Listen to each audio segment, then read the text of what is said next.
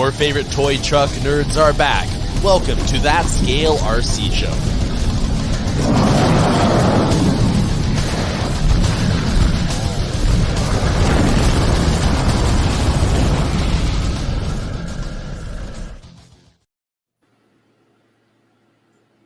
Stop. What's up, guys? Oh, not a whole lot. What are you guys up to? It's a loaded question. A lot. It's been very busy. Are you surviving with all the chaos going on in your city? Gang wars. Aurora is a big place. It's like the whole state of Colorado. So I'm like the opposite of end of Aurora, so it's fine. I've not noticed anything down here. Well, that's good. Yeah, I live in the nicer parts. Yeah, I didn't think you were thug enough to live in the ghetto. Nah. No, but I don't do that. But yeah, no, it's been good. Just been busy. Jay, on the other hand, he used to like hang out in Oakland. I know it. I took Travis to Oakland once. In his Lincoln Navigator with his yeah, that was crazy. That was an experience. Going to like a Winco in Vallejo, and it's like, what are we gonna find? Yeah, that's funny. Yeah, what have you guys been up to? Nothing, just working. We had that event, Elio's Scale Challenge West number 8, which was up at Donner, and of course, the one day it decided to snow in August, and yeah, that sucks. So yeah, we got rained out.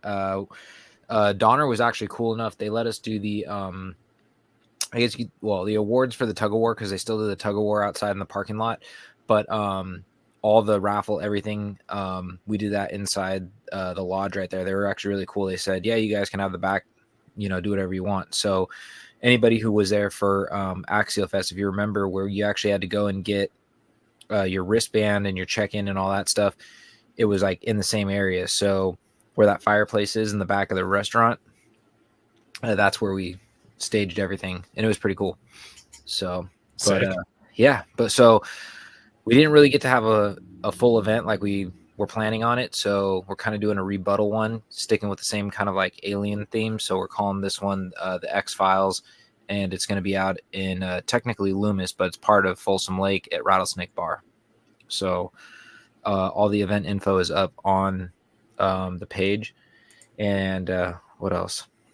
That's really about it. Now I just got to get ready for that. We got that's October 12th. So we got about a month as of tomorrow. Nice. Cool. So, yep. What about you guys? I saw Jay, would you blow up your car or something like that? Broke the radiator. Now, why would you do something like that?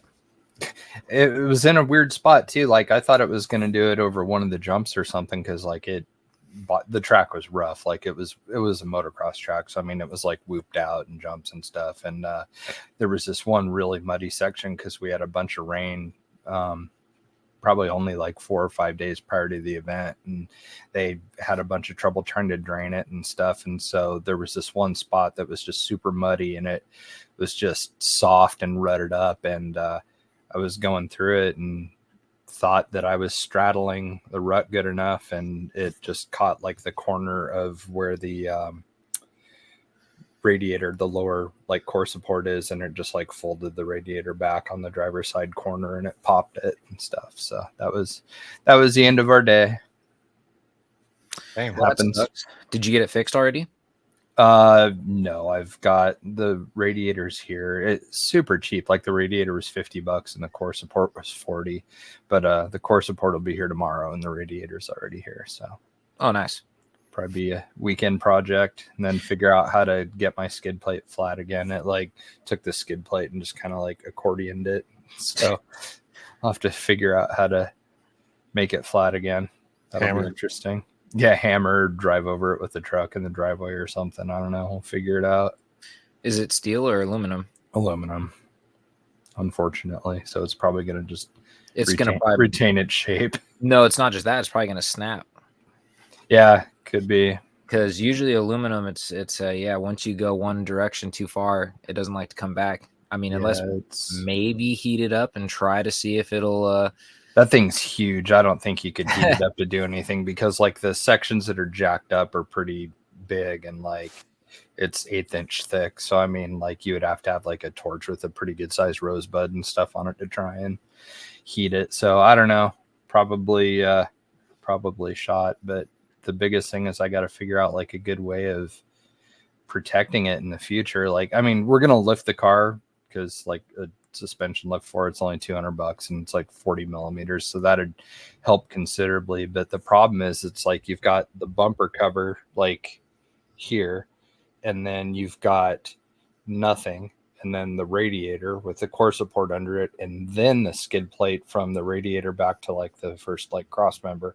So you've got just this square edge behind the bumper cover with like nothing to, so I don't know. I need to figure out some sort of like skid plate before the skid plate that goes and like angles up from the core support to the front bumper somehow.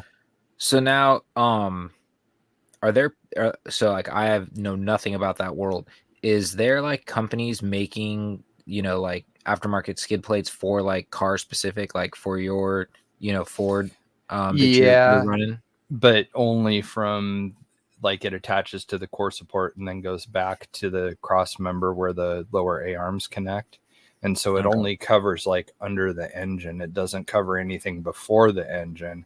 And so it's like the radiator back. So I need something like before the radiator that's like angled somehow to kind of, absorb some of that impact. There's a company that makes a tube like bash bar that goes in the front of it where the front bumper is. So, I mean, if you can do that and then like weld tubing and have brackets that go to the core support to brace it to keep it from folding backwards again. If I could come up with something like that and then just do an aluminum plate in front of that doesn't block airflow too much, that would probably work. So got some thinking to do to get it back into shape. Okay. Yeah, no, I was just curious because way back in the day, I don't think this had anything really to do with like rally racing. It was there was a guy. So for one summer, I worked at this local. It was called the Trailer Hitch, and they would do all kinds of anything with towing accessories. Well, I guess some guy wanted some custom. He wanted some custom hitch made up for the back of the car because he says like when you like wipe out or whatever, they need a strong tow point, and he doesn't have anything in the back. So long story short, I just remember we had to drop some like ridiculously big skid plate from the bottom of it, and it pretty much just covered the whole bottom of the car. It actually reminded me of like like a Traxxas car, like the whole skid, like it was like you had to peel the whole thing off just to even work on the thing. It was pretty crazy. Oh wow. So I wasn't sure like if there was like something like that they're like, oh yeah, so and so makes this skid plate designed specifically for this car, and it goes from front bumper all the way to the rear bumper. There's a lot of stuff out there for Subarus and like BMWs and stuff, but the stuff for the Focus and stuff for the Fiesta are a lot less common. So like FS Performance Engineering makes the skid plate that's on it, and it's really good, but I mean, like, I don't know, it almost needs some angle or like just square tubing or something riveted to the skid plate itself to support it, so it's not just a big sheet. Like, it's not really flimsy or anything, and it has a bend in it in the front, but that only keeps it from bending side to side. It's still flimsy, front to back in the middle, so it needs some sort of bracing, but I don't know if there's enough space in between like the oil pan and everything else to fit any kind of like small square tubing or something inside there to keep it from folding again. So I don't know, it'll be interesting. Yeah, that'll be interesting. I was gonna say that's kind of weird that you say that wasn't as popular, because if I'm not mistaken, wasn't like Tanner Faust really, didn't he have a Fiesta when he did it, or didn't he build a Fiesta or something like that? I think that was a really long time ago, if I remember right. Like, thinking way back, like I know he was like a Volkswagen driver and then some other stuff, but I don't Or know. It's this car isn't a popular car for rally necessarily, so I was like I lucky think to even find this skid plate. I think it was now I think I might have gotten a couple shows mixed up. It might have been Ian from Extreme 4x4. I think he did, and it wasn't so much rally. I think he was doing more like, well, I mean, I guess it's similar. Like I think he was building more of like a Dakar, and I remember he was using I think it was a Fiesta, and he put some ridiculously tall shifter in the center. Mm-hmm. Because Yeah, probably a sequential or something. He's like, because it can't be an off-road rally car without a really tall, ridiculous shifter. And he built some like wild like front bumper with like for like 4 or 5, like hella style lights. Huh. So this is the same dude from Big Tire Garage, right? Yes. So Okay. Extreme 4x4 was his show before Big Tire Garage. Because I actually met him at the 4 Parts Jeep and Truck Fest that's here in San Mateo. Was that 2019? I think it was 2019 because 2020, yeah, it wasn't 2020. 2020 was actually really weird because we were just at that show, and literally like 2 weeks later they shut the country down.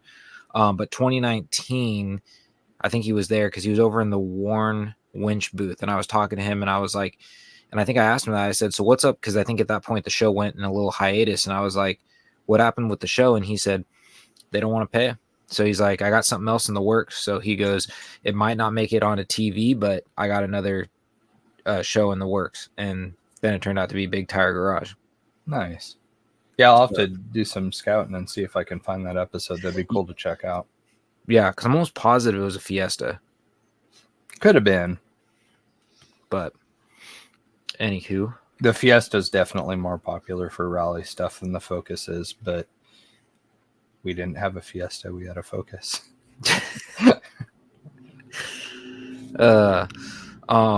But yeah, so that's really about it. I know there's one thing I wanted to touch base on just because we've talked about it in the past. We haven't really like kind of like set aside any, I don't know, like discussion like for in further depth on it. But the whole We Rock style RC buggies are starting to really become popular. I know up here in Northern California, there's like a handful of guys that are really diving into it, and especially with Harley being up here, and he's doing his whole build along series where you can actually follow him and download his file, which I mean, I gotta give credit where credit's due. If you have that kind of time to sit there and create a jig that could be printed out and somebody could follow it step by step by step, and however they choose to weld it, whether that's braze, MIG. I mean, I guess or TIG, and if you want to attempt MIG without melting everything, hats off to you. But it's becoming really popular. So I think RC Speedy makes a chassis. Death Metal Garage, DMG, which is crazy to say because DMG used to be popular when I got into RC. Like if you wanted anything custom, you were on RC Crawler getting something from DMG. DMG and BGR, those were like 2 big names in anything custom buggy, kind of like Wraith style. But I guess he makes a moon buggy. I know Elios picked up 2 of them, and I think he said it was around like $300 to $350, and I think and that includes the panels. And because he's buddies with what's his name, Freaky Skins, I guess you can get decals for it. Nice. Or wraps or whatever. So it's not a bad deal for the price. I'm not a big fan of that offset moon buggy look, but those are really popular, like older style. Yes. Yeah. So, but with all of that comes the drama, and there's a couple areas that we've seen the drama already that we've personally been involved with, and I'm not going to go into like names because I don't want to be like, slinging, mud or anything, but I just want to make it a point of like how I see this going down. Once like of a RC style, like, so it happened with the U4RC. It's happened with the I'm not gonna, I don't know if monster trucks, if it actually truly happened, because I haven't really heard too much drama, but I know with the no prep drag racing, It's happened anywhere that there's not like a actual governing body, like That's a good way of putting it. racing, racing purposed vehicles, like is as much as everybody was really frustrated with him, and sometimes people didn't abide quite by the rules, but it was like, look, Roar was recognized. If Mars recognized all the subsidiaries, Roar being one of them, right? So it's like that's at least a standard set. And so you could at least ensure based upon that if you went from track to track that like you were going to be accepted. Maybe like, maybe with it, like there were little things you needed to change, like, people check voltage at some races versus not in stock classes, stuff like that. But like, that was the kind of like only variability, not stuff that was ever going to turn anybody away. But outside of that, this has been a very difficult area, it seems, for RC to have any kind of productive conversation. Like it is completely related to whoever was cooking up the rule set was, their builds are relative to, does it fit, does it not? And then anything that doesn't fit seems like an attack, where it's like, oh, like, I will say, like, one of the comments I read that was ridiculous on like some of this was just like, well, like, like, oh, well, I've got like driver's seat. I'm paraphrasing. It was like, I've got driver's seat belts, stuff like that and everything. And, I did all this work, and like, oh, well, but I guess you just want to take the easy route by not doing those things. And it's like, well, okay, that discussion's not about the rules. It's just that you're pissed off that all this work that you're doing somewhere else doesn't get you as far. It was, right? Like, so that's it. I know exactly what you're talking about. That was actually one of the threads we were directly involved in. So what basically happened was, somebody posted up a progress picture of their buggy. And, of course, they were all stoked about it. And they're like, yeah, it's turning out great. I finally get to use a 3D printed head that I've had for a long time that actually is a replica of me. So I got my buddy who printed out, a half body and seat, so I can, put it all together, throw it in my buggy. And which is cool. So somebody came on and said, hey, that's cool and all, but it doesn't meet the We RC Rock rules. Like, we're all running figures that are removable, or they actually didn't use the word removable. They just said that are separated from the seat, which just started this whole back and forth arguing about, why do you have to conform to that, and why do you not have to conform to it? And then they used the argument saying this is the exact reason why Sorka fell apart, because nobody wanted to follow the rules, yet they wanted to call it a Sorka event. And Right. I can see the argument on both sides, but at the end of the day, I feel the way you handle it and the way you have like this dialogue, like, I just wish the people that like started this, the governing rules of the We Rock RC, or We RC Rock, would actually just have this open conversation, be like, look, we came up with some rules because that's what we want to do, and that's why we're calling it, our sanctioned rules, which is cool, which is great. But you got to remember that in the hobby, there's so many people that do not follow those rules because it's, one, too confusing, and two, just too hard for your average person getting into it to just start like, okay, I got to remember that I have to have a certain, like, I'm just using Sorka as an example. I got to have a certain amount of tire poking out past the fender. Otherwise, if I go too far, I'm considered, this class. But then I don't fall into that class because my tires aren't big enough, or they're too small. And it's like, there's just too much like to stay on top of. Now, I think if you wanted to, to kind of say, hey, this is our, base point, this is where we're starting, that's great.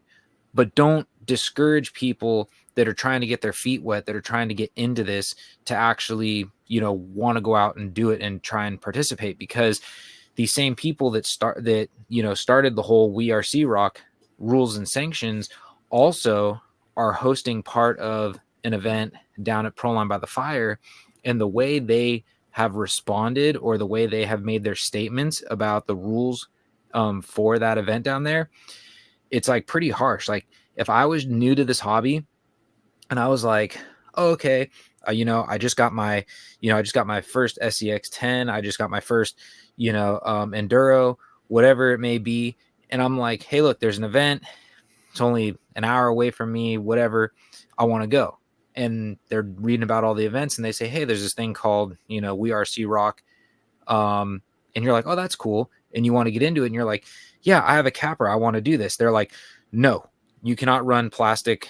You cannot run a plastic chassis in this because it's an automatic 60-point addition to your whatever you're going to get driving. So the way they've kind of structured it is in a really weird way. They've said, yeah, you can run whatever it is you want to run, but you're going to be so penalized for it, you're never going to place in the podium. Which it's like, then why? Why do you? So can I ask a question about that then? So in the case of this particular example, because this is the part I'm missing, I think still, is that because it wasn't a full, the understanding is not a full driver, right? And the rule was that you needed a full driver. So the rule was the driver and seat was supposed to be separate. Okay, so what happens if they're not? You get a 60-point. So you're just flat out, like basically like you can participate, but you are not competing. Pretty much. So that's horseshit. And I think that part of that really comes from like this. The thing about stuff like this is so frustrating. And I don't know any of these people. I don't have affiliation, whatever. So like, take what I just said for what it is. But the thing about that is so frustrating is that there's such an obvious solution. Give points for that existing. You know what I mean? Yeah. I get that everybody made it, like the vast majority of people competing in that class, like are going to then do, like they did all this work or whatever like that for it. But to me, it's the same exact thing as far as like, well, if you get additional points for it, if we're saying that this is about that and those kinds of data points of like, like what the scale factor, right? And I totally understand like why you would want to reward that, but that's the problem. They're not rewarding it. This is not a system that rewards it. It just penalizes anybody who doesn't conform to that level of rigor. And that's like, look, flat out, like that's not helpful to the community. That's not helpful to RC. It is gatekeeping. And that has always been like a huge issue in some of these things. It's just so arbitrary because again, that's how close you are to a fix. That is all you have to do. And then this is an absolute non-issue. You can give substantial points if you want for it. Like you can make it meaningful for the work involved. Like obviously it's not like a small endeavor. I get it. Look at anything Dad's ever built. Like I understand the effort that has to go into stuff like this. And I get why people get kind of like minced about it. But the thing is like, cool, reward it. Don't penalize the people who didn't do what you do. And that's always like the sentiment is like people want to come out this and it's like, oh, well, people are like, it's never about like, look at what I did and this is all cool and stuff like that. It's just that like, hey, let's shit on everybody else who didn't put in the same level of work that I did. And that's always the prevailing sentiment. And that's always what happens with these rule sets. It's just so frustrating because it's just unnecessary nonsense. It's just like completely unnecessary. And the way I look at it is, especially at an event like Proline by the Fire, where this is a family-oriented event. This isn't like we are Sea Rock, scale nationals where you're like you got maybe 16 people competing. Like this is a family-oriented event where you're gonna have like families that are like they're there and they're like, hey, I want to, that looks pretty cool. Let me try. And they're like, oh, you got a Capra? Oh, you got an Enduro? No, you can't run it. So they're having this event at Proline, like that. So they're having an event. So actually, like if I was Proline, I just like would not allow. That's a hell of a way to try and showcase your new series. Well, no, exactly. But only that, like why is Proline or anybody else that's facilitating, like let's just say Horizon as event providers, like why would you allow that? So that's a question everyone has because I'm gonna read word for word the post. I mean, if you want to go find this post, you can go find it yourself. I'm not going to share it because I don't need, I'm not doing this to like I said, to create some sort of like he said, she said, sling mud. I'm just bringing this to up, for an open discussion, because I see ways to fix this. It may not be ways everybody likes, but I see ways to fix this and make it enjoyable for everybody instead of having this whole battle. Because like I said, we've seen, spinoffs like the U4RC when that was getting big. And then of course, same thing happened. They started trying to create these rules. Nobody could agree on the rules. And because they never actually put it up for a vote or an open discussion, and it was just one set of group saying that, hey, we're going to come up with these rules and you're going to abide by them. Otherwise, we're not even showing up to your event. That's what killed out that part of the hobby. These clubs and organizations just end up getting in their own way and killing whatever it is they're doing. I mean, but here's the thing though, and this is, I think, what's missed about this is that every single one of them that exists, for what it's worth, again, I don't know this WeRC rock thing or whatever like that. Honestly, the first time hearing of this rule set was when you shared that post. I don't, which is crazy because it's in your backyard. Oh, sure. That's where they're based out of. And so the thing that really frustrates me though, that like people miss about this is that every single one of these, no matter how, good the leadership is or how found, whatever, stuff like that, like all of them are ticking time bombs.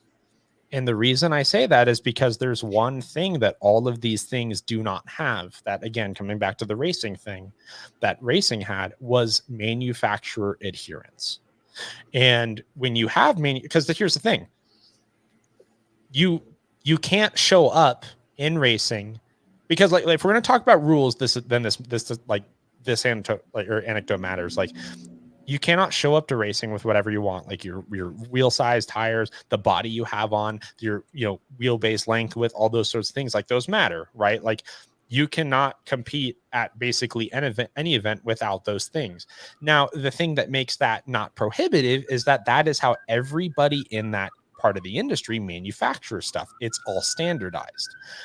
So, scale crawling, no prep, regardless of where the cars came from. Like monster trucks, U4, all of those things, U4 especially, like, they're all hodgepodges. Nobody, like, there's not, like, you're not getting a ton of manufacturer buy-in on stuff like this. Not everyone's making the same thing. I mean, by the logic of some of these things, like, nobody should be able to compete in anything because nobody's bodies comparatively are scale. Right. Mm-hmm. The wheelbases are right, maybe, but like, some people kind of conform on that side of things. But like, again, like, even just like someone shows up, like, if you, like I said, like, that's the thing. There's already so much variability. And so then everyone tries to show up and be the answer. Well, guess what? At the most basic level, you are not, like, people are not conforming. So, like, it is an uphill battle to always try and get to that point, and people burn out on it super fast. And look, people need, here's my thing. People need to stop making these organizations and rule sets. Like, they just don't. And to be honest, like, they provide no value, no basis, class 1, class 2, whatever. It doesn't matter. Like, none of those things are real. And I do think that this is a very valuable thing for people to understand, is like, the sooner that we would all get that through our heads, like, all of this drama goes away. Like, you can limit tire size, wheelbase, bodies, open fender, no fender. Like, you can do stuff like that. The second that people get beyond that, it's ridiculous, because all you're doing is like sticking your flag in the ground on a certain point that is not really based on any more merit than somebody else's, that you are then excluding. And then people don't understand why this always turns into an issue. Like, plainly, it is too diverse of a field for any of these to ever succeed. There will never be an answer. And so everybody spins their wheels on this and just wasting their time. Yeah. And I mean, I get it. So, because as you were talking, I just pulled it up just so I could, like, pick through some of the rules. I did pull up their rules and what they want for their, point system. I also have the post on my phone for Proline by the Fire. So their whole thing is, and what's funny is it's very contradicting, these two different, like, areas, which also was really frustrating, is because it's one thing if you want to push out these rules and then, like, you make it easy to find. They're very hard to find. You have to join their nationals page, the one for their actual event, it's not on the just normal, because I didn't realize this, because when I first started getting into the whole following the We Rock RC stuff and following all the pages of the builds and all that stuff, they have two pages. They have a generic page, which is for like anybody to share. Then they have their nationals page, which is their big event that takes place in Colorado. So where are these rules to read like what you're doing? Because like with Sorka, you can actually Google, Sorka, and it'll pop up, and you can find the rules readily available, read them, see the different classes if you wanted to follow those rules. I was like, this is ridiculous that I got to jump through all these hoops just to even find these rules. Then when you read it, their mission statement is, they're like, the purpose of these rules and organization is to organize events in the style of We Rock Buggy competition. We want competitors to make their vehicle look as realistic as possible and have fun driving technical radio control rock crawling courses. Scale appearance is the number one emphasis with the competitions, and we realize this is not for everyone. While competition is at the forefront of these classes/events, please emphasize camaraderie and having fun. Now that's supposed to be their mission statement, but then you read, thank you, Chat GPT.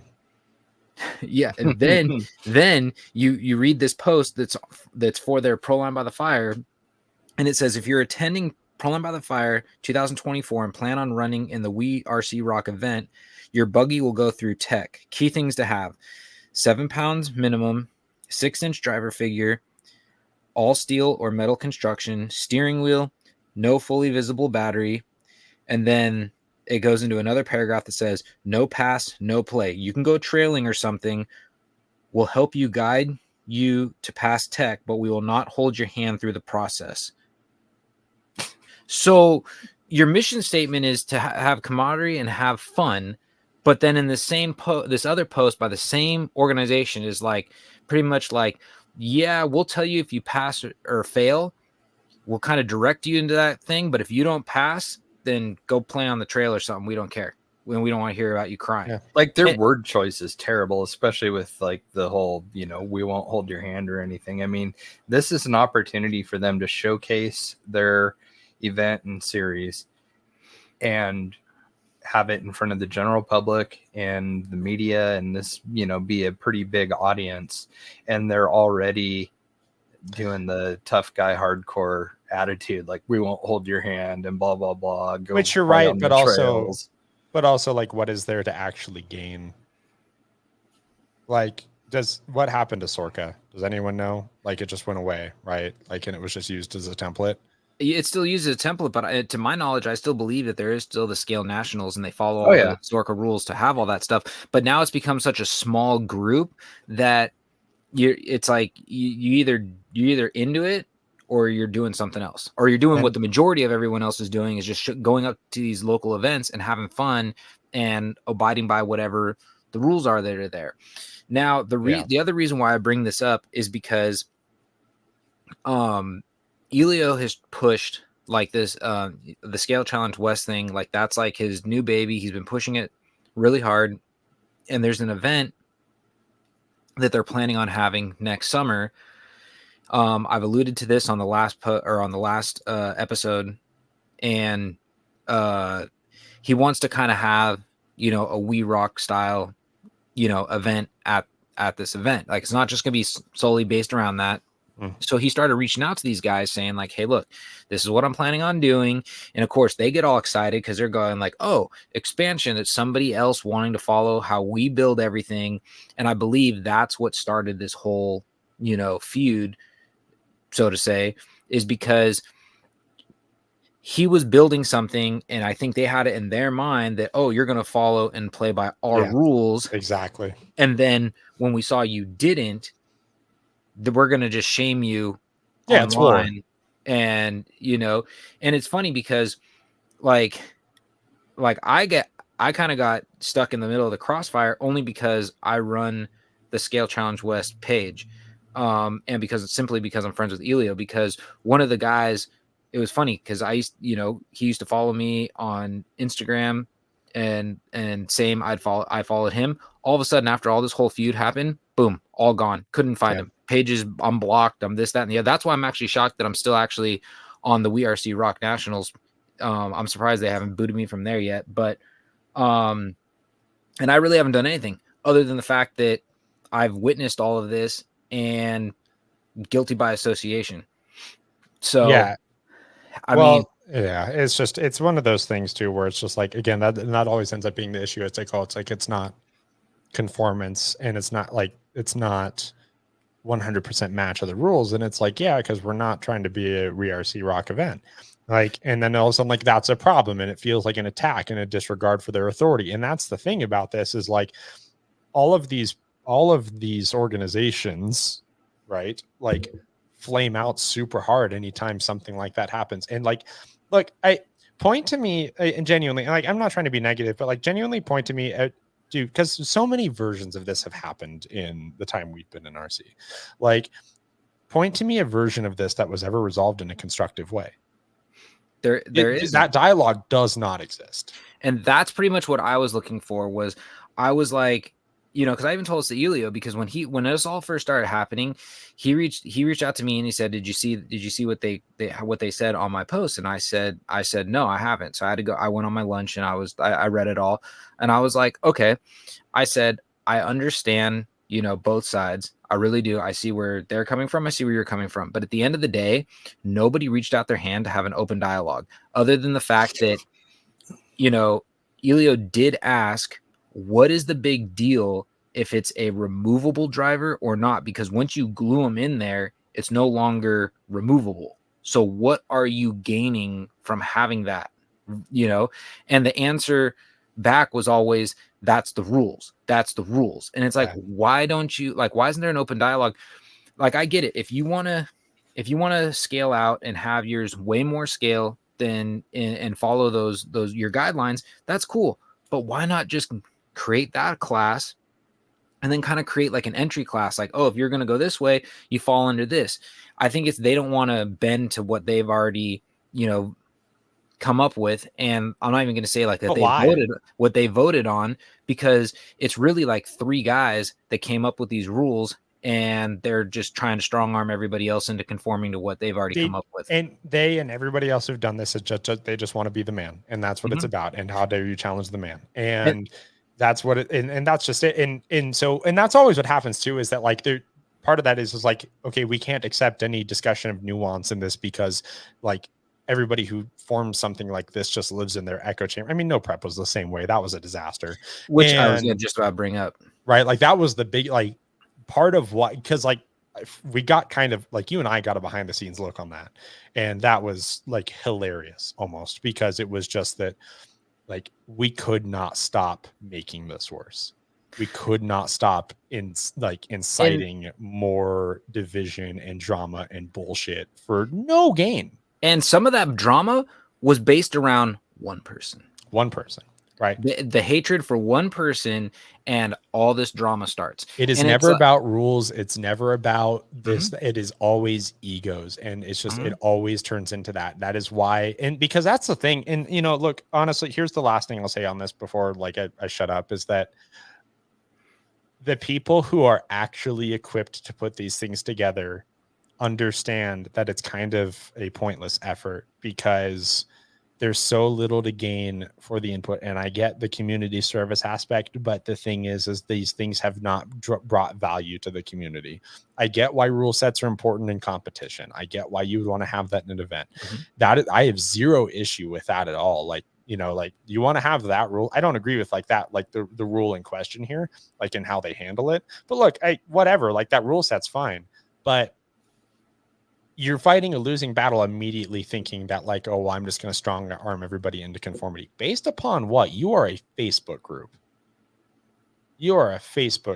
Like, you're like, it's the same amount of legitimacy as like the boomer posting one that I laugh at when I scroll. Like, it's just, like that's all it is. But people try and make it into this thing and, want to feel like that, they're important. And it always becomes about that and not about what it's actually for. And like, so as a result, like the people who like maybe could do this sustainably, like they're like, yeah, like, why would I? Like, it's just gonna like, if it doesn't work, it's just going to be bullshit, and I'm never going to want to touch an RC car again, because like, why would I want to do this? Which is what happened to the original comp crawling was there were the rules and the competitiveness got so crazy. I mean, I've heard stories that like they had events here in Northern California, because I never got into the comp crawling. I like when I first got into this, the comp crawling was already starting to die. And from what I've seen, back then on RC Crawler, that's kind of like what kept me towards the scale, was because I was like, one, the appeal's not there for me. I want to see something that looks like a real car. I don't want something that looks like a toy. I want something that looks like a real car. So that's why I gravitated the way I did.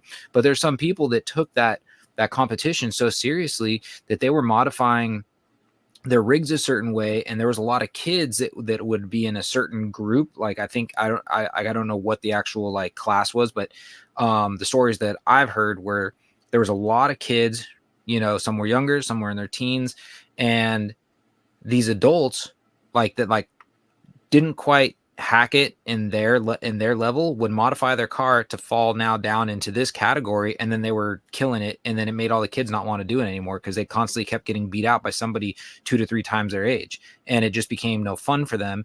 And they just eventually that whole sport died out. I mean, I still hear about people that get together that do events like strict comp crawling events, but it's far and few because you've taken the fun out of it. Yes, I get it. Competition's fun. Having these events are fun. But if you get too crazy with the rules and you turn into like, this like regime that only pushes, your beliefs, and you never want to have an open discussion, you're never gonna be able to grow the sport properly. And then egos get involved, and boom. So here's the second order effect in a scenario, right? I just bought an Ecto. It's my first year in scale RC, or just in RC crawling, whatever. Like I walked into a hobby shop and I bought this, and I'm Southern California local, and I hear word of mouth. People in hobby shops talk. Oh, hey, you going to buy the fire? Like, oh, hey, that sounds awesome. Oh, by the way, I'm not on Facebook, and so I go to this event. And obviously there's other stuff to do by the fire, and I have fun, everything else, but I see this competition thing and I'm like, hey, that sounds kind of cool. So I go to see if I can inquire to participate, and I am just denied at this like completely public form of like, oh, because you don't have A, B, C, or D removable, like 2-piece driver figure and seat and stuff like that. And it's just like, what are you talking about? The only thing I'm going to conclude out of that is I'm not going to be like, oh, that's what I should do then. No, only thing I'm going to think is what a group of assholes. And I don't want to compete in RC. Like if that's what this is, like, I don't want to do competition stuff. I just want to go out in the middle of nowhere and just have fun, or just find more stuff like this. I was like, that sounds miserable. Right.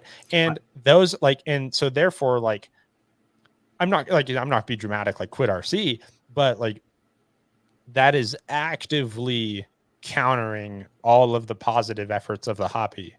And like nothing does that more than just like finding every reason to disinclude somebody because of, again, these tiny details.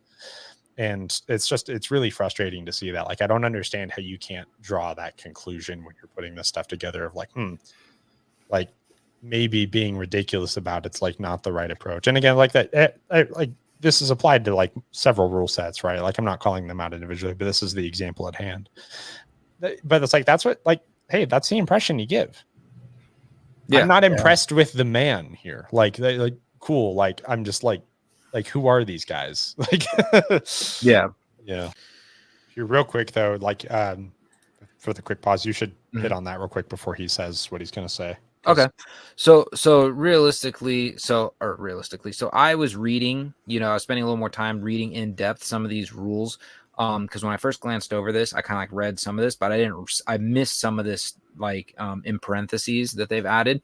So this is, I find really interesting. It says unrealistic penalty, and then it has parentheses for local events only. So at what point are you going to define what is a local event? Is a local event only nationals, or anything that is a quote unquote We Rock or We RC Rocks named event? Or like you need to kind of clarify what that is, because if Proline by the Fire is not a local event, why are you penalizing people who show up with a Wraith or a Capra or other, tubular chassis, because that's what they say. They say plastic Capra, Wraith, or plastic tubular chassis of other manufacturers are allowed. Plastic cages start with a plus 40 penalty, and then they say the reason for this penalty is to encourage drivers to use metal cages and create an even playing field for all competitors. Due to the lighter weight of the plastic, it's considered an advantage and goes against the spirit of these events. And then the next part of that is 2D interiors will be allowed in lieu of a figure, but will receive a plus 60 point penalty. The reason for this penalty is to increase realism and have all competitors building the same standards of weight placement and difficulty. So it goes back to what you were just saying, that if you showed up, you didn't know that these were the rules, okay, and let's say you have a gatekeeper or you have a Capra and you wanted and you show up to Proline by the Fire and you wanted to run it, and now you just incurred a 100 point 100 point penalty because you have a plastic cage and you have a 2D interior. Like that, I'm sorry, if you're trying to keep it fun, you just sucked all the fun out of it, because this is somebody coming to this for their first time, or maybe they just want to try it out, because there's some people that don't want to just dive in and spend all this money, because let's face it, it gets expensive. Like you get into brands like, okay, I'll throw it out there, I have not spent any money on my rig. Like they're not gonna have if I'm that green, I'm not gonna have the intuition to immediately think, oh, I shouldn't go compete, and or I that's shouldn't go check this out. And that's what I was going to say. Like, okay, let's say you dive in and you're like, all right, let's see who makes these chassis. If you don't find the Death Metal Garage, or you don't find, Harley's thing where you can follow it, because let's say you don't have the capabilities to braze, or you don't have the capabilities to weld. Okay, you're looking for other people that can do it. Now, let's say you stumble across UC Fab. That is a hefty price tag for one of their rock buggies, and your average person that's green into this is not going to want to spend that price tag to just try this out and have no idea what they're doing. And so real quick, just before we hand this off to Jay, the thing here is that, again, that's not creating incentive to have these things. If you want to create incentive, for metal cages and whatever, give points for them. Do not disqualify the person for not having these things, because that doesn't encourage or incentivize them. That basically sends the message of, you are not good enough to be here without these things. You don't have, whatever you see Fab thing costs, that sucks. Give points for it. That's the thing. Okay, I'm just going to use this because we were just there a couple months ago. Axial Fest, they have the rock racing still. When you do the rock racing, I think they have two or three classes. If yours, if you have a bone stock, you're in a bone stock class. Why not just create a simple, this is a bone stock class. You will not be able to compete at, in these classes. You're going to be stuck with this, but at least you get the feel for it. At least you get to come out and have fun. At least you're competing in your playing field, and then go from there. Then they might say, oh, I love this so much. This is so cool. I'm going to take the step next, and I'm going to build this, or I'm going to buy this. And, like you said, build the incentive to want to keep going instead of completely shutting them out. They're just going to have the view of, well, F you then. If that's how you're going to be, I'm just not even going to play. Completely agree. Yeah, they need to ditch the whole cool guy ego thing. I mean, that, with what they're doing at By the Fire, this isn't nationals. This is a standalone event. It's not a part of a series or anything. It's their first time putting it in front of the public that is, there for other things, this broad interest group of people that are into RC. Okay. Everybody at nationals went there because that's the specific thing that they're into, and that's what they wanted to do, and that's fine. But now they have the opportunity to showcase it to the general public and show everybody what it's about and try and grow their hobby. Why would you not have a sportsman class for people with Capras and H10 optics and whatever, the plastic cage moon buggy thing that I made that a lot of other people are making now too, have a sportsman class for the beginners, so you're not just turning them away. You're not saying things like, we're not going to hold your hand. You're not faced with a big penalty before you even put your car down on the course to drive. Have a sportsman class. If you have the same number of entries, it's barely any more work to split it into 2 classes versus one for everybody. And a portion of those people have already been heavily penalized and won't place or do well. So have a sportsman class, have it be inviting to get people drawn into it so that they can be excited about it. Like, man, that was really fun. I really enjoyed the course and stuff. The serious guy class, man, their cars were awesome. I would really like to build one of those at some point, maybe in the next year or so. But you have a sportsman class and you've set the hook then.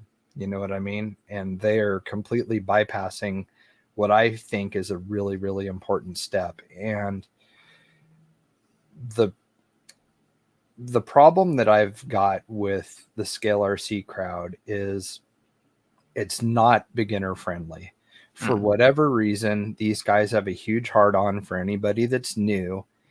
And it's always the comments like, well, we're OGs and we, made these before it was ever even a thing, before you could buy one of these cars, we were making them. And, they like to be able to, raise their hand and be like, I was one of the original guys. I was doing this before it was cool. And you get that a lot. And I don't understand why that is, it's that. It's also the guys, the whole, built not bought crowd and everything else. For whatever reason, these guys just really like shitting on beginners and new people, and it's not beginner friendly. It's almost like the best thing. It's unfortunate, but it's like in certainly in online forums, but again, hobby shops too. I'll tread that waters in a minute, but like the unfortunate nature of it is that the best thing you could do as someone getting into hobby is to never ask for any advice. Yeah, that's to like literally not solicit a single opinion and draw your own conclusions as far as you can. Like, because it's so hard to get there without like a sprinkling of this kind of thing. And the reason I say in hobby shops too, though, is like not just online. I'm just like, a lot of great hobby shops out there, a lot of great hobby shop owners. But let's be real, depending on the hobby shop that some of these people own, they do tend to be pretty opinionated people. Like they're like the rest of us, right? And so like sometimes that's like even asking the guy behind the counter is not the best thing you can do, right? Because again, it's going to be littered with personal biases for whatever reason. It's just that way, and that's really telling. Like that's a problem, right? Like how do you? And I agree with your point entirely about like, I know that I was kind of like saying like it was kind of pointless to like try and put it out in front of people before, but like like to do this at an event like By the Fire is missing the point entirely. You're absolutely correct. Like that is the one where you relax things, or again, have a sportsman class. That's a great. It'd be like if when we had novice back in the day for racing, that it was like, oh yeah, it's novice class, but only 4.2 lipos and it has to be a 10 scale buggy, like 2-wheel drive buggy. What's the guy with the slash supposed to do? Yeah. He's not going to go in there and buy a B6. Yeah, You know exactly. I mean? Like, you've got to make it beginner nothing. friendly. I mean, look at when we wanted to do oval and how convoluted the rules were and everything when we first started looking at that. God, right. You've got to have novice and beginner classes to be able to draw people in so that you can set the hook. And that entire discussion that these guys had on Facebook, the comments they were making by the people that are running the group is some of the worst PR that I've seen since the U4 days. Yeah. I have never seen anyone tank their own hobby as hard as U4 did. And judging by the comments that I saw from like KPEC and some of these other guys, they are heading down the exact same road. For one, is a business in the industry, seeing the way that they're talking to people in those groups and stuff and answering these questions and whatnot. I would never fucking touch them with any kind of sponsorship or anything for their events. People are going to talk to other businesses about the way these guys are conducting themselves. They're making the exact same mistakes that the U4 guys did, and that was by being the cool guy dickheads on Facebook. And that's not going to fly, and they're going to sink their hobby before it even gets off the ground. By the Fire is not the place to try and have it be ran like scale nationals. This is a chance for them to grow it and turn it into something big, and they're already fumbling it on a fucking astronomical scale. There's really no they are. I agree with everything you're saying. Yeah, 100%. Having a sportsman class would negate all of the it would just completely bypass everything that they're dealing with right now, and being shitty to people, and it needs to be this way. And I get it. Rules are important.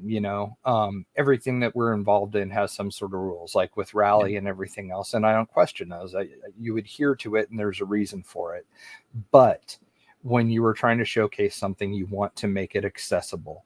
You were going to do nothing but create negative feelings handling this the way that you have right from the get-go, and then going into Proline and having an event like that's as large as it is, and having the verbiage, "We're not going to hold your hand," immediately is so off-putting for anybody that is even thinking about getting into this, that they're not even going to want to try it. Yeah. That needs to stop. If I see, like, let's say Tekin is going to sponsor nationals or whatever next year, I am 100% going to have the conversation with Ty and be like, "Hey dude, might want to think twice, because these guys are straight up assholes on Facebook to people, the way that they handle themselves and stuff. And I don't think it's something that is good for your brand, and something that you're going to that you should associate yourself with." Those types of conversations happen in this industry behind the scenes that people don't see. Organizers, promoters, stuff like that start to develop a reputation and whatnot, and then people will stop touching them, because everybody talks. All the different businesses and manufacturers, they all talk to each other, and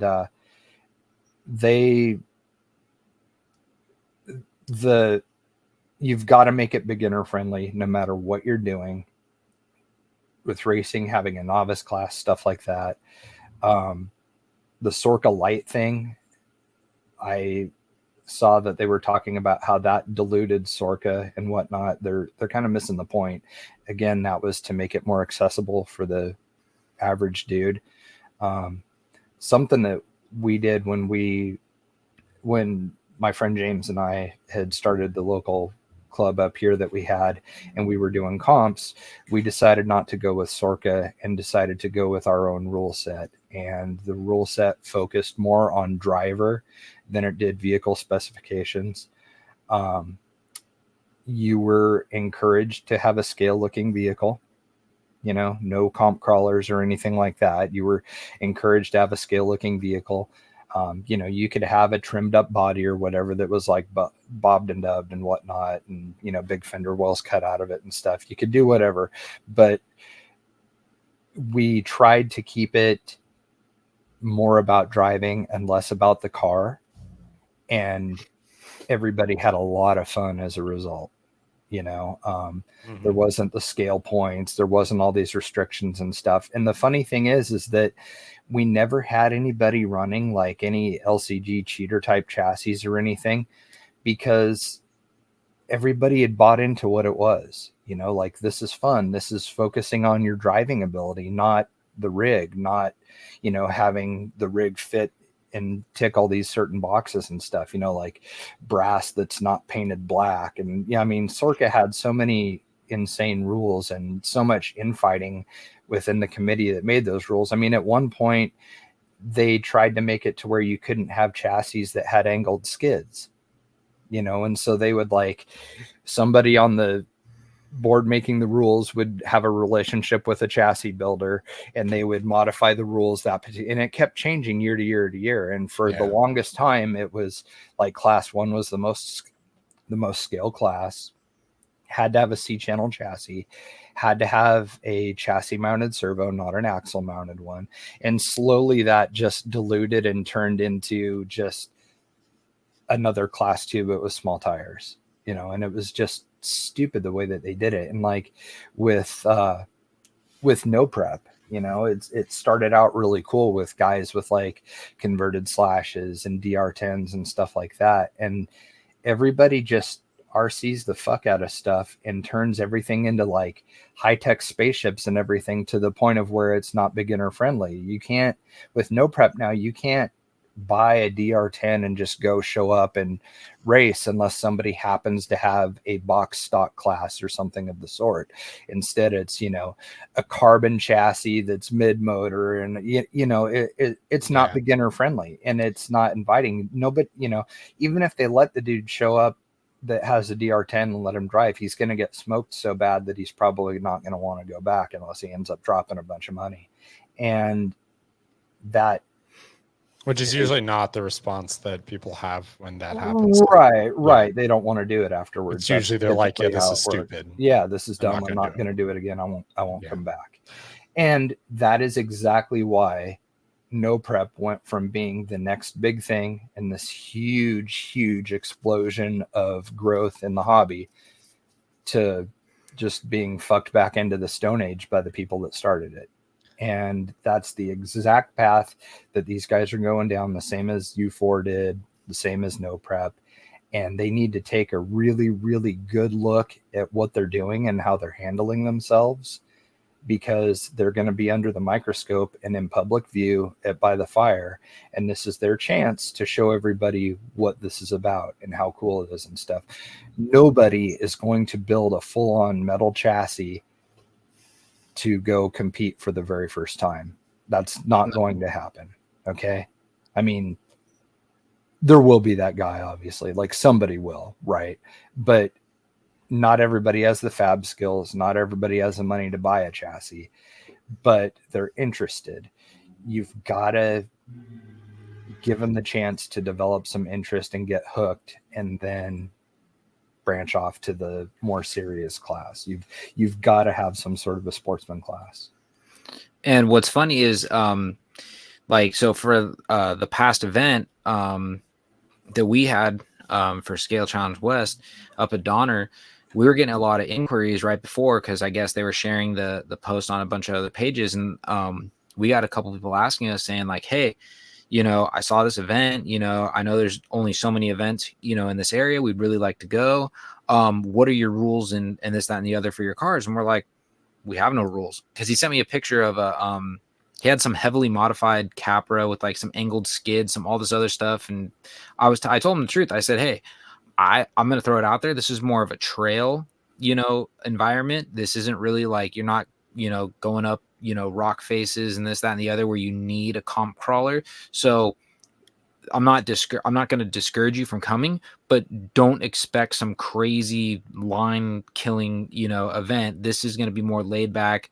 You're having fun. You're more than welcome to bring your rig, but this is what, you know, what we're having.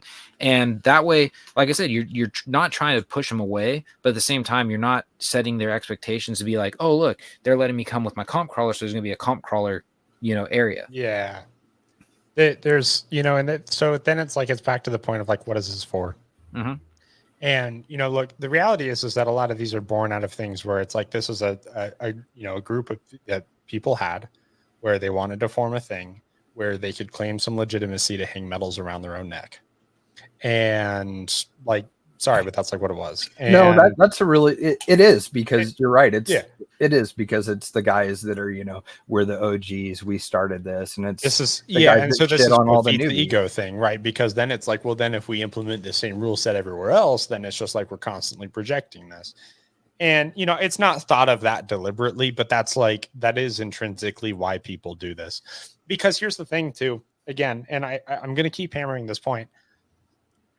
If it was possible to sustain something like this with maximum buy-in, right? And to even get out of like the whole, like the rule set thing, like I think again, like the sportsman thing, like or having like an open entry into that, like I think that solves that problem regardless of how stupid the rules are, right? Like then you can hook people, right? But you at least created like dialogue for that, and that's then like the instead of just shutting people down. Yeah, that because they're bypasses not. the whole part where you're shitting on somebody saying, well, you don't want to put in the effort and you just want to half-ass build your rig. Like, Yeah, that then entire I don't care what the conversation rules and, are. yeah, all the shit comments on Facebook that happened on the post that started this entire episode, none of that would have even happened. Yeah. So 100%. And so like, because, and then too, though, if let's say I did compete in that and then I saw what other people were doing and stuff like that, then maybe I would be inspired to maybe go down that route, but Right. I have to get that far. And so but the thing is though, is that then when you're going to try and implement this on a national scale, whatever, stuff like that, and like really trying to get adherence and buy-in outside of your own backyard, again, this is a problem at the root of the cars you are trying to do this with, where manufacturers are not aligned on this because there's no purpose in it being aligned for it, because the whole intent of this is people are going to go out and have fun. Yeah, competition is a natural thing. It's going to happen and you should facilitate that. Yeah, great. Have some rule sets, stuff like that. But if it was as simple as we just need like a reason that a sustaining government body for this kind of thing that has this kind of buy-in and adherence, there's a reason we do not have one now, and no one is going to start one to fill that void. It's not going to be these guys. It was never going to be Sorka. It's a life cycle. Like they show up, people buy into it for a while, and then it goes away, because what happens, people flame out when they realize that, like it did not go the way we expected it to go. And there's generally not a whole lot of constructive self-reflection and stuff like that happens. And generally it results in people deleting their Facebook accounts and running away. But otherwise it's like, you just like, it would exist already. It would exist already. So then that being the case, okay, what are you doing this for? Is it to help people get into the hobby? No. Does it have to be to get people into the hobby? No, but you're putting a lot of effort into alienating people out of it, or at least this sect of it. And if you want to go the route of like, oh, well, we're the elite and like, this is like for the true competitor, then okay, that's fine. But guess what? The elite are called the elite for a reason. And so if you want to stroke your ego enough to think that that's the bracket you fall into, well, guess what? That's not going to be the vast majority of people then. And people are not going to then buy into your nonsense. Like no one is like knocking at the door to get into this ivory tower. They just look at that person. They're like, wow, they're full of shit. Like that's all this is.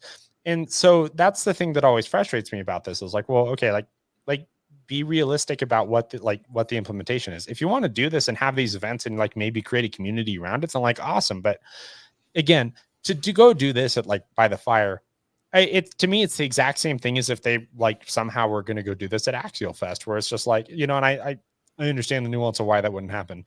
But to me, it's the same thing. Like it's the completely wrong stage and completely wrong approach to do something like that. Like your sole focus should be, hey, like, if you have a presence here at all and you're going to go the PR route, then the PR should be positive. Yeah. Right. Like saying we're not going to hold your hand. Like if I was Proline, I would be like, hey, you guys can change the verbiage here or you can not have your fucking event. I can't believe Proline would allow it. Yeah. Genuinely, like how does that not stand against everything you were holding that event? Well, see, here's the other question is, does Proline even know that post exists? Because that post isn't on Proline by the Fires page. If you want to be fair, that's on their page because they're saying, hey, if you're attending this, but the fact that it's still out there, I mean, yeah, I'm in 100% agreement. There needs to be a way to just promote positively. I get it. You want everyone to have the same set of rules. There's always rules that everyone needs to abide by. Well, why? So we can Facebook race? But if that's the thing, like if you're only, the rules that you're coming up with essentially only, came about because a group of friends got together and had the same set of cars and they said, hey, we want everyone to play like us, so that's what we're going to do. And like anything else, that it's going to grow and change and morph. But at the end of the day, you got to get the the new green people into the hobby, or even somebody who's, let's say they've crawled, they've been into crawlers for 15 years and this is the first time they've seen, a We Rock style, and they're like, hey, I want to get into this. You might have already just discouraged that person to not even go that route.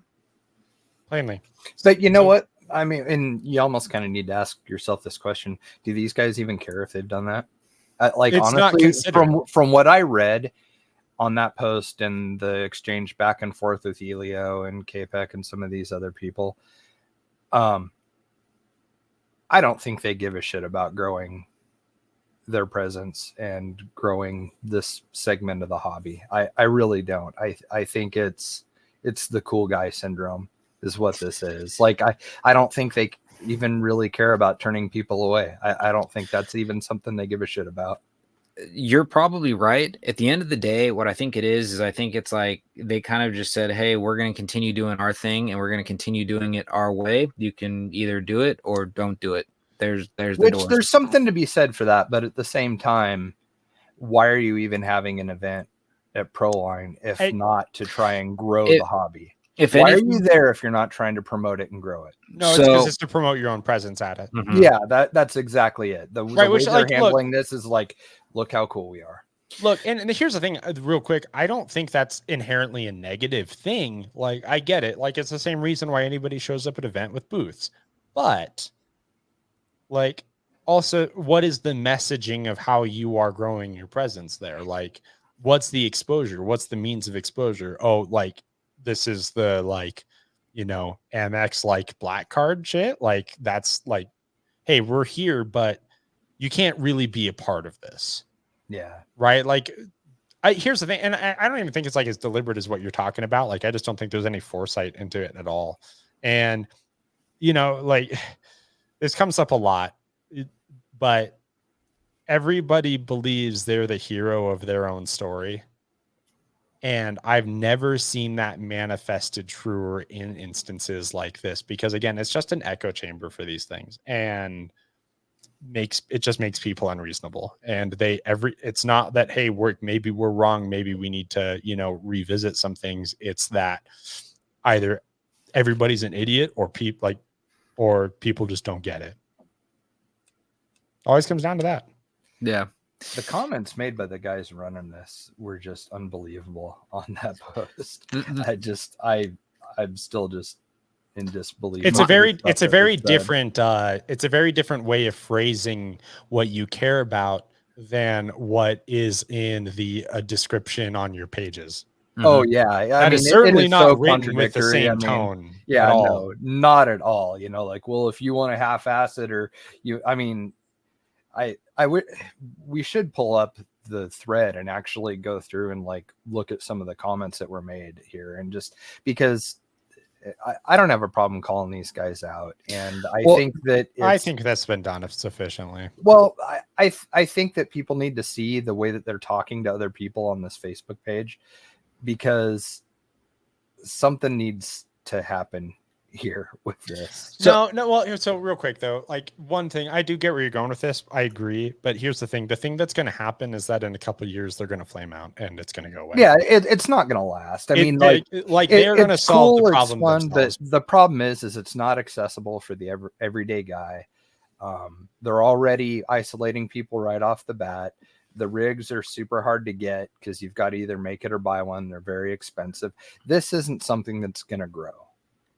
This is something that is going to die out in a couple of years, or stay this small little hardcore group that'll get together annually for their nationals, and that'll be it. And there's nothing wrong with that. That could be really cool. Just having it, the same like 20 dudes from all across the country coming together once a year to do We Rock Nationals, like, that's rad. That's cool. But the whole Proline thing, it doesn't fit into what they're trying to do. And this is not an accessible hobby to begin with. And then to be like super exclusive on their most public display and showing it off to, other hobbyists. I mean, why are you even going at this point? Like, you've already shot yourself in the foot so fucking bad. Why are you guys even going to the trouble of doing this now? Yeah. People can't get into it easy, and you won't make it easy for them. But I and think you talk down to yeah. everybody. You know, talking down to everybody, that's the quickest way to, I mean, it's not going to take too many more posts like this and conversations like they had where everybody's gonna be like, fuck these guys. Well, Sure. my closing statement on this topic is basically what I still find funny at the whole end of this whole entire thing. It all started from what most of the Scale RC drama starts from, is arguing about action figures. Yeah. Grown men arguing about action figures. Yeah. Because I mean, it all started with, I can't tell you how many people get mad and they go, "Oh, you put a wrestler in there?" Well, I'm sorry, it's the most readily available figure that fits that scale. Like I'm sorry, there's not a whole section of Ken dolls that fit these things. Yeah, 7 and 8 inch action figures aren't super popular and easy to come by. So it's like, and it's like everyone's like, yeah, but they're half naked and they always have weird, like clothes on it or lack of, and you're like, well, you guys are so fucking hardcore and building and making it scale. Bust out the sewing machine and make some clothes if it's an issue. mm-hmm. Genuinely, So. and to what you're saying that about like, my thing is this is like, I don't care what they do, what their mission is, what they proclaim to say, whatever. Like, like it doesn't bother me that they're in like that they are not actively on a mission to grow the hobby. But the thing is they should understand that this is the kind of dialogue you're always going to get when you go about things this way. And the thing is, though, too, again, it's a ticking time bomb. It will not survive. Like, I have no problem putting that out. Like, this will not survive because that is just what happens to these things. And so, like, that is coming. And it may be a couple years from now. It may last a long time, whatever. Here's the thing but it is always driven. Like, I don't have to help them, dig their own grave. No, they're going to what I flush mean? it down the toilet themselves. I mean, And just given by what was going on in the comments, like they've already started. I mean, these guys, it's over before it's ever even began. It's just a matter of time now. It's going the same direction as U4. And the really sad part I see about it is I've always thought that was kind of like a cool area. I know Axial came out with the capper, which was supposed to be in that buggy realm. Mm-hmm. You got the gatekeeper, which is kind of like a buggy / U4 style rig. Now you got the optic, which is the same thing, kind of like a buggy U4 style rig. Well, I thought, this would be kind of cool if this actually takes off. Maybe you'll get some of, one of the big three to actually come out with a plastic, U4 style, or not U4, a We Rock style rig right out of the box that would get people like interested in wanting to do this. I mean, they won't do it talking, if they see them talking to people in the comments the way they won't do it disqualifying people for having a metal chassis or like metal tube chassis. But that's it's just little stuff like that. Like, take away all the PR elements of it. Like, that's all like after effects of stuff that's already ridiculous, honestly. And like, it's just little stuff like that. Like, again, like, where is the momentum of the manufacturers going? This is what part of the thing that happened with No Prep in particular was that the rules were ever evolving because the technology, in quotes, was evolving so fast because people just wanted to go faster. The problem was that wasn't handled like adults, and then we got what we got. And so, like, where is the actual momentum going if you do like? Because the other thing though is that like you are expecting some level of growth and promotion if you are setting out to have one of these clubs and organizations, factions, whatever, that you want to try and get people to abide by this. So even though if it's not their statement of like, bringing newcomers to the hobby and stuff like that, to kind of counter my own point earlier, like by trying to put this as the standard, like that's effectively what you're doing. So why would you make that so hard for people to do? And then not only like if they don't do it, and they use even just partial of your rules or whatever like that, because there's some things that are ridiculous or some things that are genuinely constructive and like criticism points that should open dialogue. That is why rules change, because people talk about something when things don't make sense anymore. And we can't do that here. But you are like, that is just making it as difficult as possible. And that, again, like that is just accelerating your own dissolvent. Like that's it. And so again, what's like, why the hostility and like all that? It's hardcore, dude. It's toy trucked. It's hardcore. We're OGs. I just couldn't imagine being so compelled to be that nonsensical about it top to bottom. And again, I think that the way that, again, like the interaction in those comments in particular to actually hit on this though, like, yeah, I think it's very telling, the tone of that versus the, like, you know, the doctored prompt of, you know, the purpose of this group. Like, yeah, cool. Like that's how I write something at work, you know, to be formal. Like that's what people like have put into Chat GPT kind of thing, like to get all that stuff done. And then you're going to come out and then just be ridiculous about it. And it's just like, cool. Like you've shown like what this is actually about, you know? So it's like, all right, well, it's all horseshit. Like it's all garbage and none of it is, it's all superficial and none of it is real. On the outside looking in, the average person like us that is going to go through and read those comments, they're all going to have the same reaction. Man, fuck these guys. Yeah. I don't know how you see that and have any other reaction. Yeah. I mean, I have no desire to, you know, and they'll be like, fun, you know, their retort to that's fun. We don't want you here anyways, or blah, you know, but it's like, I have no desire to get involved with that. I have no desire to spend any of my money or product or anything trying to give them raffle prizes or sponsorship money or anything like that for their series, their events, that, you know, like they killed that already. But to emphasize my point prior, like that's something, at least, and if you and I were to have that discussion, like even if none of this had ever happened and that just exists, I still would have advocated for no, because it's just like, well, why?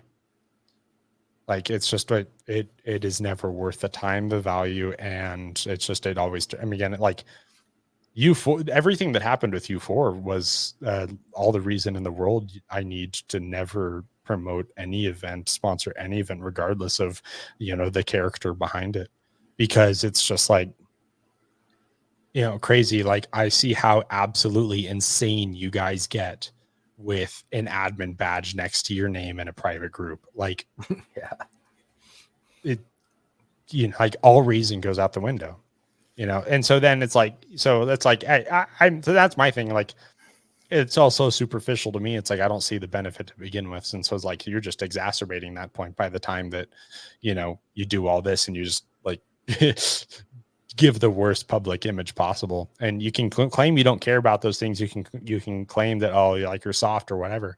But look, I read what you wrote again versus your own mission statement. I will continue to bring that up. And then you tell me like how you're presenting yourself and you're presenting this organization, because by trying to put this upon to other people, you are therefore saying this is bigger than you. So speak to that. And that's always just such a tall ask, and just, it never happens. Anyways, I don't know. But again, you know, we could go round and round and round and round like we have been on it. And it's just like, the reality is minds won't change. I just wish that people would like really take a step back and think about what truly matters about stuff like this. And then maybe get back to like, how do we all have fun without, you know, trying to put a gun to everyone else's head that doesn't so agree with that. It's crazy that like comments like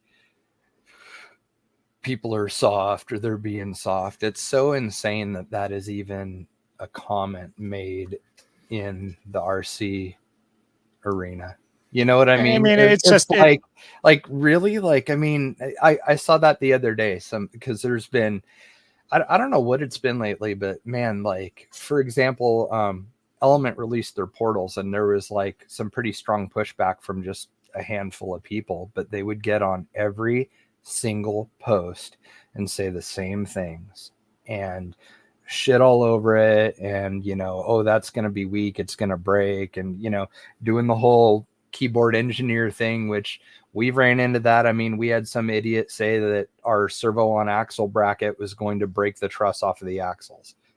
You know, they're like, oh, the servo, you put a strong servo on that and the truss is going to snap right off the axle housing. Like, right, dude. Okay. You know, and so you've got those same people going, well, I think this will fail or that's a weak link or whatever, and just shitting all over it. And then when somebody addresses them and tries to counter what they say or whatever, it's, oh, you're upset at what I said. You're soft, you know, like you're sensitive. And it's like that doesn't even belong in RC. It's like, think of what you're saying. Like these, like, there is nothing fucking badass about a grown man playing with one of these in a parking lot with his buddies or anything else. There's nothing hardcore about it. There's nothing badass. It's fucking dorky. All right. It's for fun. Take it for what it is. This is fun. It's a hobby. It's playing. It's make believe time. It's being creative and making something. Talking about people being soft and shit like that has no fucking place in this hobby. You could not be a bigger clown if you try and act hardcore or badass over goddamn RC cars. I'm sorry, but that shit is laughable. It has no place anywhere. It's not even about that. It's just that like no one. We weren't that gnarly in moto, and we were risking our lives. You know, like yeah, there was genuine physical risk, and we didn't go off the deep end like these clowns do. But I mean, but again, like, you know, this is one thing that transcends RC. I think RC, you hear a lot of it because it's just no one ever has anything like constructive to say. But like, I mean, you see that everywhere where it's like, I mean, again, like you ever seen a comment section that turns into an argument in any comment like that, like is resolved like respectfully? No, like everyone is just trying to get the last punch in. And that's all it ever becomes about. And like, you know, unfortunately, in RC, because of how small it really is, like that's put under a microscope. But it's just that, and my point is not even like the type of response you would get. It's just the lack of sense in it and the lack of like anything real behind it. Like, it's just because, again, it becomes like tough guy egos. Like, it's just because, again, no one is interested in having a conversation. If people are interested in having conversations, if these could, again, like this is why rules change. And sometimes, yes, it's not always for the better, but dialogue is important. And that's one thing that this community, all corners of this community, has never really been able to get a grasp on, is to have constructive dialogue about these things. It's everyone sticks to their guns on stuff. And you know what? I'll say this, because the people who really like project these things are just very unhappy people. Like the people that you hear from, like they're mad about something with, you know, it's not even RC related. It's, you know, it's an election year. People are pissed off about everything. You know, everyone's struggling, stuff like that. I get it. And it bleeds into other stuff. But you know, also too, like I see that with the people who are the most opinionated, and you have like, you know, again, where like you see certain themings in their posts of just like, this is like, they're just conduits of their personality as far as everything they believe. And they are always going to hold true on that. And absolutely nothing can challenge their takes on things. And those are just by default unhappy. Like they're just not as happy as people that like can accept nuance and are like constantly challenging their way of thinking on things. And that's why, again, dialogue and rule is so important, is because you do have to, like, you're doing a disservice to the people who take part in what you do by not actively exploring if the rules make sense for what you're trying to accomplish. And sometimes a rule needs amendment. And sometimes, you know, even if it doesn't get changed, the dialogue to get there is important. Maybe you started something later. I don't know. But like that conversation just can never take place without it becoming an argument, whether it's behind closed doors or in a comment section. And someone's got to learn how to do that at some point if they're even going to try and attempt this. If you cannot like accept that someone does not believe something different than you in any category, and especially in RC, then you are not the type of person that should have anything to do with, you know, organization and telling people how things should be. And like, and I'm read whatever you want into that as far as like, you know, oh, well, like what side of the aisle, like it doesn't matter. Like, it's just that like everyone's different. Everyone should think different things. And sometimes people get put into masses and like, you know, certain demographics, fine, whatever, that believe these sort of like, you know, cohorts. Right. But like, just, it doesn't, you know, people, someone that's not in your cohort, and especially in RC, is always just identified as the enemy, and it's just ridiculous. And sorry, but like again, like you should not facilitate these things if like you can't handle that kind of dialogue, because it's a lack of any emotional immaturity, and you kind of need that to run stuff like this. And that's why you see these things play out the way they do. Yeah. Yeah. The whole, you don't want to put in the effort to build your car as good as I did, so good luck with your event. Like, yeah that won't take you very far. Well, that's right. And again, that speaks to like why they're even like pissed off about this and this like rule and stuff like that. It's just like, oh, well, it's, hey, look at me. That's all it is. Exactly. And why, and allowing anything lesser would diminish what they've done.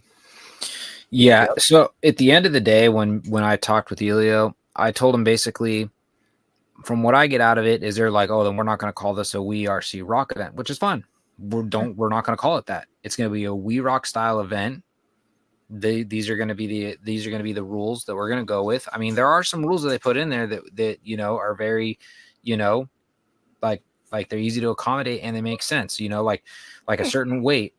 Tires got to be a certain size. All reasonable. Reasonable. I like the fact that they said all tires must be either a brand, or I think they did say, I'd have to go back and look, that it has to resemble a brand, because we do know that like RC four-wheel drive has a handful of tires that look like actual tires, but they're not fully licensed. It's got to be like a scale replica carcass. So it's like that's a reasonable accommodation given the availability. Absolutely. You don't want somebody out there with like J Concepts ruptures or something. That isn't going to look right. But also too, like you are still like not alienating so much stock that like you have to buy this licensed tire. Like no, right. And if you had a sportsman class, the dude that shows up with a capper with ruptures on it is gonna walk away feeling good at the end of the day. Still, So again, I thought that's what this was for, was fun, according to your mission statement. Right. So again, productive, intuitive rule. Yeah. So that's where we just kind of left it. So I told him, don't let it, don't let it ruin your day. We've kind of already just like accepted that, basically, back to what you guys both touched on, they were trying to make it about what you want, what they make it a, called a We RC Rock event. And the fact that we don't want to conform to those rules 100%, we can't be called that. Okay, big deal. We're not calling it that then. But if somebody wants to, and that's the other thing too, is we're not going to also go to the point where we're like, okay, well, if you follow those rules, we're not disqualifying you from, running here. It's just understand that that's great. You built yours to that tolerance, but this is what we're looking at, and you're still more than welcome to run. Just don't get upset and be like, because we used to get that way back in the day when we did, GSRC, Golden State RC Club, whatever it was. They used to have these events, and people used to geek out because they had scale points that they would give you. Like if you had scale accessories, or if you had a metal bed versus a plastic bed, if you had, a spare tire, no spare tire, you have this, that, like they gave you extra points. And there were people who used to geek out and be like, okay, how much crap can I, glue onto my rig to create a, certain point rig, and then go out on the trail and I could be totally shitty and hit every gate or, whatever. And then still, come out like in third place. Like they used to geek out on that. I'm saying that's cool. You can geek out on it all you want. Just don't get upset if those areas that you geeked out on aren't exactly under the magnifying glass in this event. And one thing too, I want to come back to an earlier point about the manufacturer adherence. The reason that exists in the racing side of things to begin with was because the idea is that when people buy the winning car, right? Or people buy the car that's, like people buy the thing that is on top. And, and so the manufacturers were incentivized to play into that, because otherwise, like, how are they going to compete for this business if they like are not like within this same sort of set of rules, right? Like you're fighting for the same customer, because why would they buy a car that's not legal anywhere, right? That's the only reason why that is the way that is. That's the only reason why that structure exists. So Scale RC is not going to have that. It will never have that. Like, it's just, there's no incentive, because again, like it's not going to stop manufacturers from selling vehicles if there is or is not a rule set, so long everything is within a certain scale and wheelbase. That's the only thing. So again, it's like, you do have to consider like what that like that I think is helpful context in terms of like, if you're going to start a rule set, like consider like how niche do you really want it to be? Because like you're not going to get anything that's going to get like mass buy-in like that. Yeah, Vanquish isn't going to be like, whoa, wait a minute. The optic doesn't conform to the We Are C-Rock rulebook. We need to make some changes, or we're not going to release it, or whatever. Yeah, that's not going to happen. Yeah, instead Vanquish is like, who? Yeah, or they'll read the comments and be like, fuck these guys. Well, it's just like, it's not even, but that's the thing. It's so immaterial that it's not even a point of discussion. Like, I can't imagine that for them or anybody else where this has come up, where they're like, yeah, but I'll like, you know, should we look at like how this like applies to rule sets? Like, no one cares. It's a complete waste of time. Like, it doesn't even like, it's not even a variable they consider. Why would they? Because it will not change how many cars they move. Yeah, I mean, that's the end all. Yeah, it when you're thinking about this, it's like whatever their attendance was at nationals and stuff, that's such a small niche group that's just a drop in the bucket in the RC industry. None of the manufacturers or sponsors or anybody is going to give a shit about these guys. Not at all. It's such a tiny ass group of people of an already tiny segment that no one cares. No one cares. Like, no one cares in the context of like everyone is watching what happens there to see then like how this is going to steer things going forward. Like you said, everyone who shows up to an event like that and that's what they want to do, like, awesome. Like, that's their nationals. Great. But like, no one accidentally walked into that, to your prior point. They all know why they were there, and therefore they prepared accordingly. So fair enough. Yeah. But then also too, like, no manufacturers just sitting there waiting, like, oh, like, how does this turn out? Like, what? Yeah, when there's 50 or 60 guys that showed up at nationals, if that. And I doubt there was that many. And the point I'm making is not that anybody claimed that that was going to happen, but the point is that like, that's the disparity in importance. Yeah. And so then again, it's like, again, like, think about your positioning and all this. So anyways, I got to wrap, but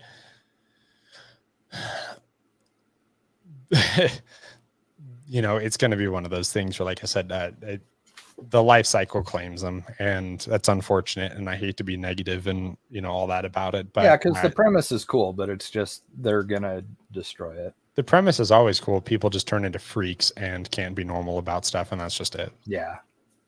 Yeah. That's the message. Don't be a freak. Stop. Yeah. I just want to close by saying this isn't UFC. This is adults playing with toy cars. Act accordingly, guys. I feel like UFC is more respectful. Yeah. Honestly. Definitely like, more professional. Most sports. Anyways. Oh, cool. Adam, final thoughts?